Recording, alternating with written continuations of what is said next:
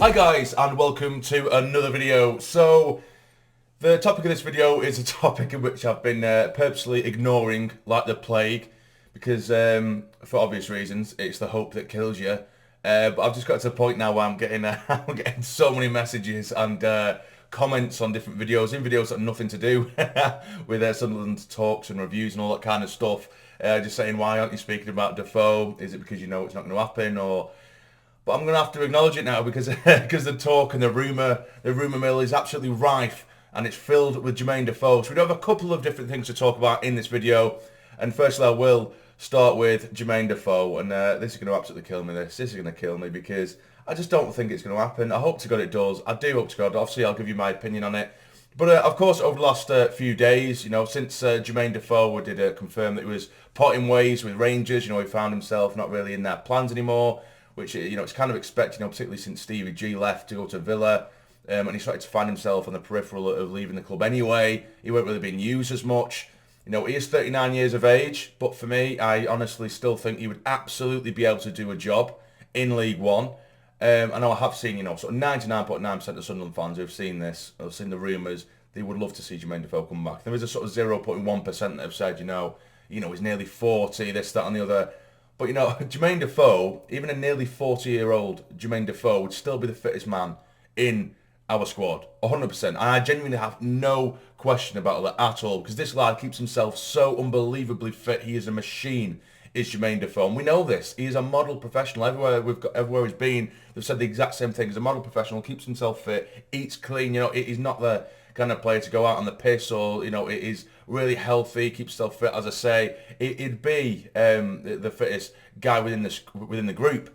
And you know, yes, he hasn't really been featuring too much for Rangers over the last year or so. But if you think, even a couple of years ago when he first went to Rangers, and he was still, 36, 37 at the time, he scored, 21 goals in 36, 37 games. So he's still got it, you know, at that standard. You know, it's the Scottish Premier League, which I know, you know, you argue what kind of standard is that in comparison to English football, English League football, but I'm not going to get into that debate. But I think at League One, I think he'd still be able to do a job, regardless of how he's done over the last year or so, because, you know, they've had new management over at Rangers, things are changing there, they want to go in a different direction, I can understand that. But yeah, I think Jermain Defoe, even just for the end of the season, he would be absolutely phenomenal, even if he didn't even play too much, which he should, obviously, if he was to come back.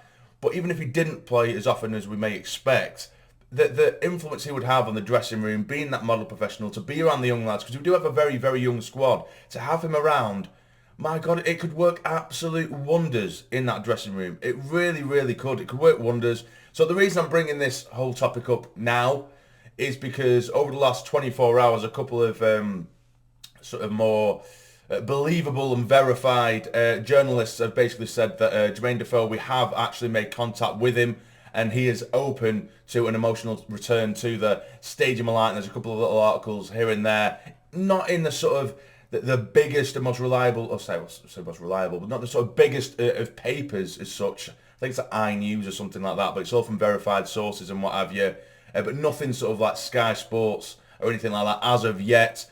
But yeah, so for me, I would 100%, you know, the lift it'd give to the club as well, particularly after that shit show at the weekend. You know, I will quickly dabble in that. I didn't do a review to that game, didn't really want to, and plus, I almost missed my train on the way back from Accrington, so it was way too late for me to make a review when I got back. And I was just kind of deflated, you know, after being a goal up, then them going down to 10 men, and then to somehow draw the game from some shocking defending. We actually looked worse against 10 men. It was just a horrible performance, really crap. And over the last couple of games, like I say, it's chalk and cheese. You know, people say streaky lean. You can kind of see why. It's just how we can go from, you know, the sort of 5-0 drubbing against Sheff Wednesday, where we look fluid, quick on the counter-attack, and the movement on and off the ball is quick, just to go to just rubbish, just stale, can't string a pass together. We don't look threatening. To go from that to that so quickly, it's disgusting, really, and I think it's horrible. It was absolutely horrible to see. It was horrible to watch. It was a good day out. Like, I met loads of you guys who had an absolute blast in that sense, but the game was just shite. It was absolute shite. But I'm not going to linger on the Aki game too much. But on to another piece of news. Sky Sports have confirmed that Patrick Roberts is going to be leaving his He's currently got a loan spell out in France that is going to be cancelled, and over the next few days he will be having a medical with Sunderland. Now, I have already given my opinions on this. This is why I didn't want to just solely talk about the Patrick Roberts potential move, because I've already done a whole video on my thoughts of Patrick Roberts. But again, I will repeat, for me, it's a little bit similar to the Pritchard situation. You know, he was signed by City for a reason years ago, because, you know, it was this exciting young talent, and of course they kept sending him out here and there on loan. He went to he went to Celtic, and they loved him up there. They wanted him to sign permanently. They absolutely loved him. He was scoring goals left, right and centre, assists, and he looked fantastic. But since then, he's failed to sort of reach those heights. He has kind of dimmed down a bit, a little bit like Pritchard. You know, it would be a very high-profile name for this league, but it's one of their own way. You know, Pritchard, he was injury-prone.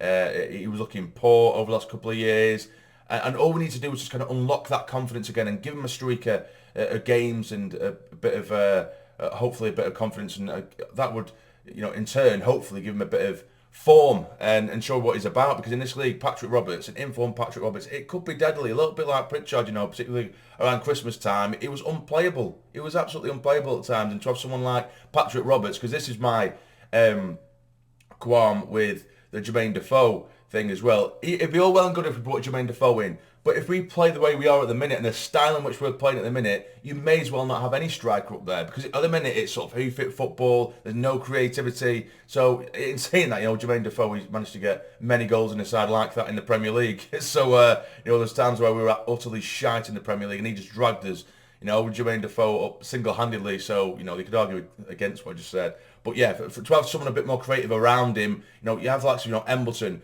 Pritchard, you know, Dietrich. We should technically, on paper, be able to get someone like Jermain Defoe in. But somehow, even against like Aki Stanley without Jermain Defoe on the pitch, we weren't creating.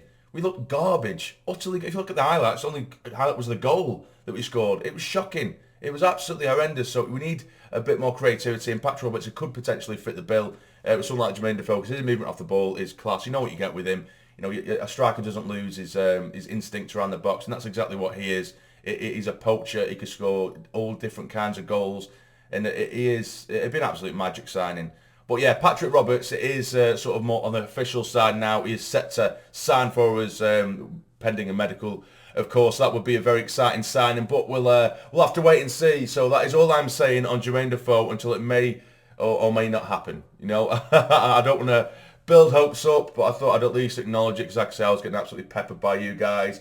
But would you guys be happy to see a 39-year-old Jermain Defoe? Would you be happy to see Patrick Roberts as well? He is supposedly having a medical, so let me know what you think in the comments down below. But if you have enjoyed this video, please hit the like button for me. It'd be massively, massively appreciated. Subscribe to the channel if you're not already to become a fully fledged member of the Sarny Army. But for now, you take care and stay jammed.